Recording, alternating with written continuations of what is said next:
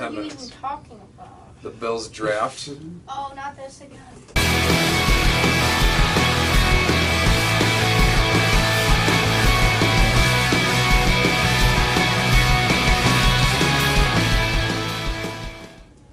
And welcome back to yet another Buffalo Bills pregame. I'm Randy, Dan is with me, and we're here to break down the 2023 Bills draft. If we're going to have a lead story, perhaps for me at least, it's the fact that Brandon Beane cannot help himself to trade up for picks. Even though it's pretty standardly understood that you have to give up a lot more to move up in the draft, it seems every year he just gets enamored with a player and will maybe not do the best thing for the long-term benefit of the franchise. Am I going too far, perhaps, thinking this, or is that a feeling that you get as well? I definitely think he does have a habit of doing that. You know, it wasn't a crazy major jump, but it was, I think, 3 picks that they moved up. 2 picks. Producer Jerry, just to skip Dallas, really. Right. I think that was the main thing, was that Dallas really wanted Kincaid. Well, seeing as they went ahead and picked a tight end in the second round, it would have seemed they're certainly targeting that position. Yeah, I would like for the difficulty of the general manager is that your job is so much dependent on what have you done for me lately, and winning in the short term is very important for maintaining your job. Whereas fans of the franchise, you're going to be fans no matter what. So for us, the long-term success of the franchise is more important than like the short-term success that a GM needs to achieve to keep his job. And so where even though like statistically you're going to miss on a lot of players, and the best way to compensate for that is to pick as many players as you can. So keeping as much draft capital as you can possibly increases your chances of getting better outcomes in the draft. So every time you give up draft to move up steps, you're moving up positions, you're giving up another player that might statistically work out for you in the end.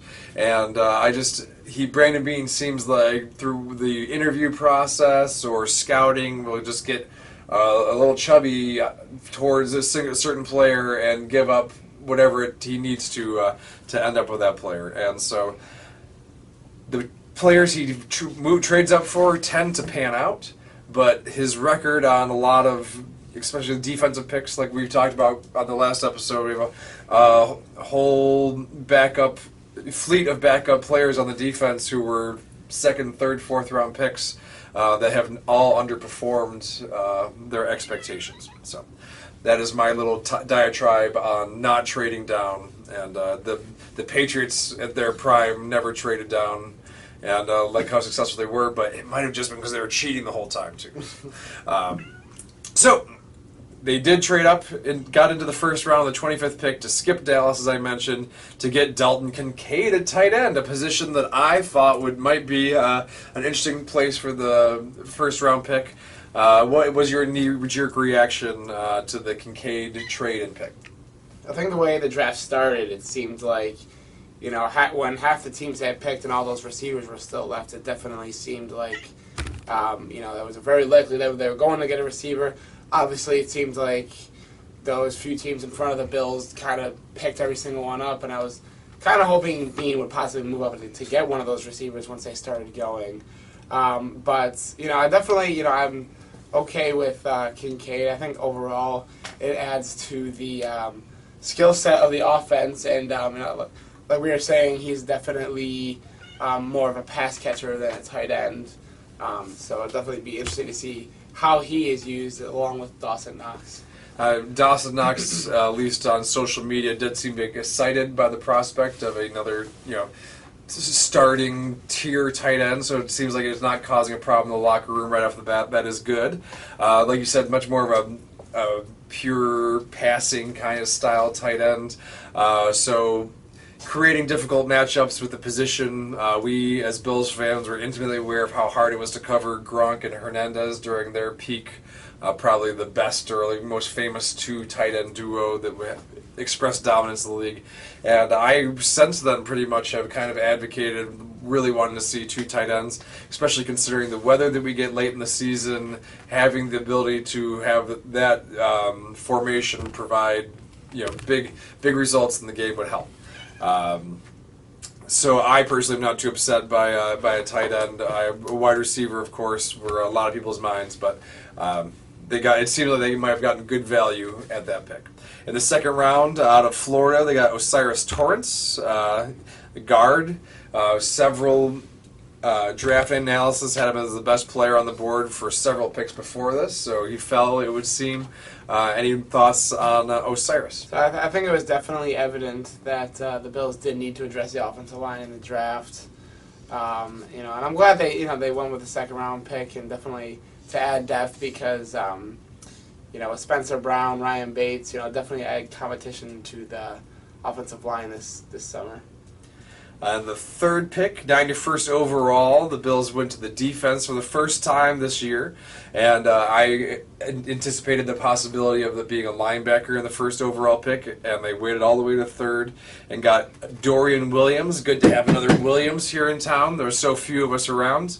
But he is outside. He came from Tulane, is definitely outside linebacker in skill set and body type. Which would almost seem to guarantee that the Bills are confident in Milano's ability to move to middle linebacker, perhaps, because otherwise this pick doesn't make a whole lot of sense, and maybe where the draft starts going off the rails a snap. So, any thoughts on the third round pick, Dorian Williams? Yeah, so it seems like they definitely, they might have some faith in Tyrel Dodson or Terrell Bernard. Because it seems like Terrell Bernard and Dorian Williams seem like they're very similar players, especially with how they play and their football IQs. So it'll definitely be, Beane definitely has a type, looks like, with linebackers. So interesting to see how they develop and how that competition develops in training camp, right? Because it does seem like there still is that hole there without Tremaine Edmonds. And the Bills play nickel so often that it's almost their base defense. So maybe that's just what he's planning around going forward. And not pretending like anything else is the base defense when that's what you play the most often. In the fifth round pick, 150th overall, the Bills chose Justin Shorter, wide receiver, finally, out of Florida. Any thoughts of how he fits in as the seventh wide receiver now in the room? Does this pretty much guarantee someone else is getting cut, or do you think Shorter is going to be able to make it up to the practice squad without being claimed elsewhere? Yeah, well, it'll definitely be interesting to see how that develops. It seems like he's a bigger player, kind of more similar to Gabe Davis in that aspect. I think there's definitely some questions with the receiving group so far. You have Diggs and you have Gabe Davis. Obviously, DeAndre Hopkins still up in the air. I don't know if it seems like he probably won't be coming to Buffalo, I think I'm sure the other 7 wide receivers already on this depth chart wouldn't mind not having one more person to deal with. Right. Yeah, definitely. And this is the point where the draft continues on the filling up a room with the 7th round, 230th overall pick. The Bills chose Nick Broeker out of left guard of Ole Miss, making him the 11th lineman on the roster, and 10 is pretty much the maximum that any team drafts. So this is another one where, are you already planning on cutting someone that's on the roster or planning ahead for injuries? Or do you have any further logic or insight into Beane's thinking in the 7th round here? It's been interesting. It seems like the last few drafts they've been, with these 6th and 7th round picks, where some of them don't make the team, which I feel like, ideally you want all your draft picks to make the team, and it seems like, I don't know, like you said, if they want more competition. Obviously there's questions at guard as well. But it'll be interesting to see how that ends up working.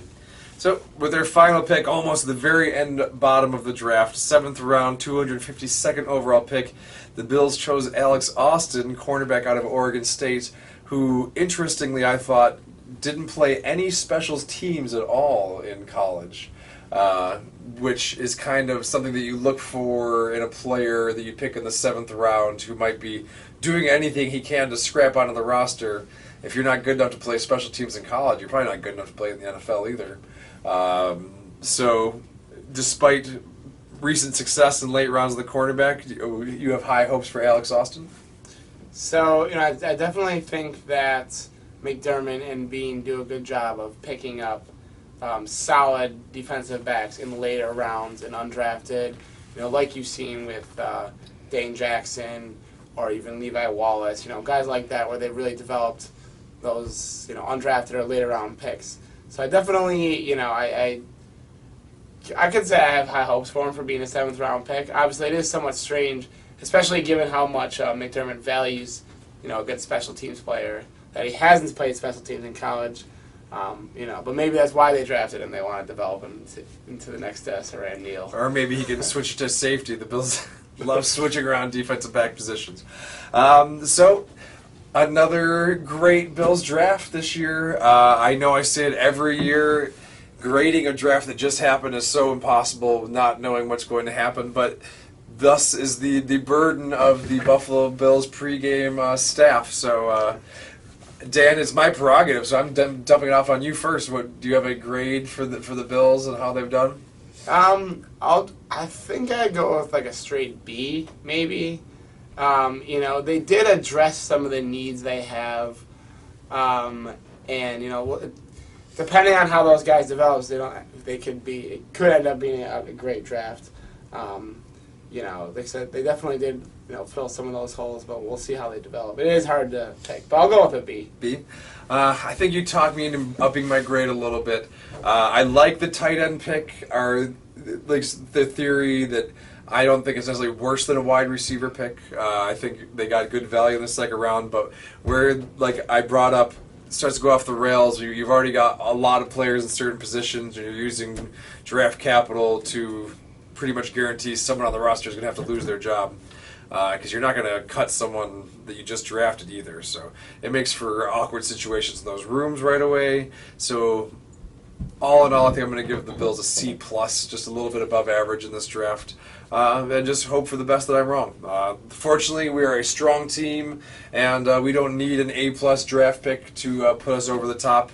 I think we're going to be competing for a division championship no matter what this draft does. So I think it's a good time to be a Bills fan no matter what. As always, if you can, take the time to like and subscribe to our videos. We have such a good time coming to Buffalo Bills pregame and doing this for you, so we ask very little in return. So if you do that for us, it'd be great. And we'll be back to talk for week 1, if not sooner. And I don't even have paper to throw at you, so...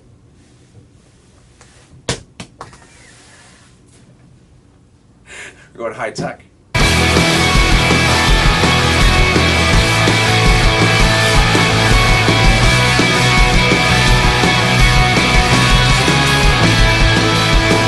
We previewed the draft. Now we're reviewing. The draft already happened. So last time we talked about what we thought was going to happen, and this time we're talking about what actually did happen. Anything that happened that you thought was going to happen actually happened? Last year, yes. This year?